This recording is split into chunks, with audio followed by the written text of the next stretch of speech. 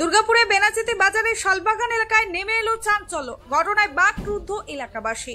অন্ধকার গলির ড্রেনের ভেতর থেকে ভেসে আসে করুণ কান্নার আওয়াজ। মুহূর্তের মধ্যেই স্তম্ভিত সকলে। তারা দেখেন প্লাস্টিকের ভেতরে মোড়ানো অবস্থায় পড়ে আছে এক নবজাতক। উদ্ধার করে স্থানীয়রা। এ প্রসঙ্গে স্থানীয় বাসিন্দা অরুণ বলেন, কোথাও একটা শিশুর কান্নার আওয়াজ পাওয়া যাচ্ছিল।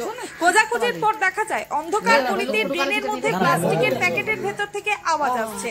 তারপর তাকে উদ্ধার করা হয়। খবর দেওয়া হয় দুর্গাপুর থানায়। পুলিশ এসে নবজাতককে উদ্ধার করে দুর্গাপুর মহকুমা হাসপাতালে নিয়ে যায় দ্রুত। আপাতত চিকিৎসকদের তত্ত্বাবধানে রাখা হয়েছে শিশুটিকে। হাসপাতাল সূত্রে জানা গেছে, শিশুটি বিপদমুক্ত হলেও নিয়মিত পর্যবেক্ষণে রাখা হচ্ছে। কে বা কারা এভাবে নিষ্পাপ শিশুকে পরিত্যাগ করলো তা খতিয়ে দেখছে পুলিশ। প্রাথমিকভাবে অনুমান, জন্মের পরেই শিশুটিকে ড্রেনে ফেলে দেওয়া হয়েছে। ইতিমধ্যেই তদন্ত শুরু হয়েছে। এই ঘটনা জুড়ে এলাকায় তীব্র ক্ষোভের পাশাপাশি নিন্দার ঝড় উঠেছে। প্রশ্ন উঠেছে, মায়ের কোলের উষ্ণতা থেকে কে বা কেন এমন নির্মমভাবে শিশুটিকে ড্রেনের অন্ধকারে নিক্ষেপ করলো? সমাজের কোথাও কি ভেঙে পড়েছে মানবিকতার প্রাচীর?